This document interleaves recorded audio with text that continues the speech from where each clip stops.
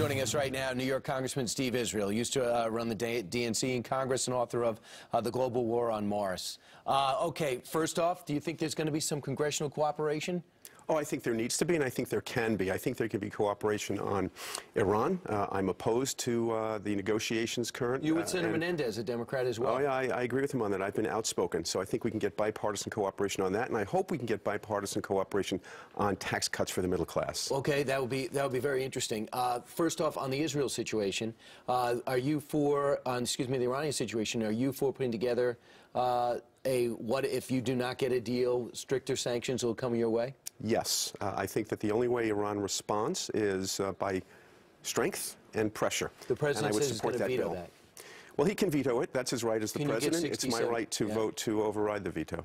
Do you believe that on other issues there might be Democrats and Republicans getting along in Congress? I hope on middle-class tax cuts. I think the middle class has really been squeezed. There's a sense that, you know, if you're rich, the government takes care of you. If you're poor, the government helps you out. But if you're somewhere in the middle, government hasn't done much for you. And what should the government do for the middle class? Tax cuts. And how do you get those tax cuts? You for what the president put forward, and that is increase the taxes on capital gains and other things on the upper class. I would support that if the capital gains rate goes back to where it was during the Reagan years. The capital gains rate in the Reagan years.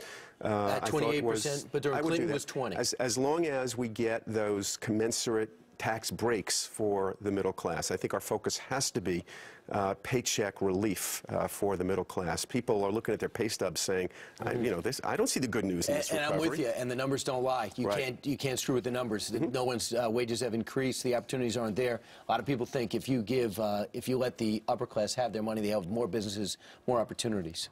Well, you know, most small businesses are actually owned and operated by the middle class, and that's where I think we have to put the relief and the investment. Over the weekend, a White House official, unnamed White House official, came out and said Benjamin Netanyahu will pay the price for coming in and addressing Congress directly and not going through the president first, for accepting the invitation you guys put to him, John Boehner specifically.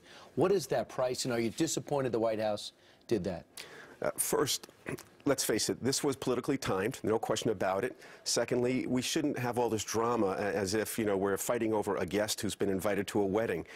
I support Israel. The leader of Israel should address the United States Congress and the American people. He's always welcome to do that. While I believe that the Speaker's motives weren't entirely pure, the relationship between our two countries must be pure, and I welcome Bibi Netanyahu's speech to Congress.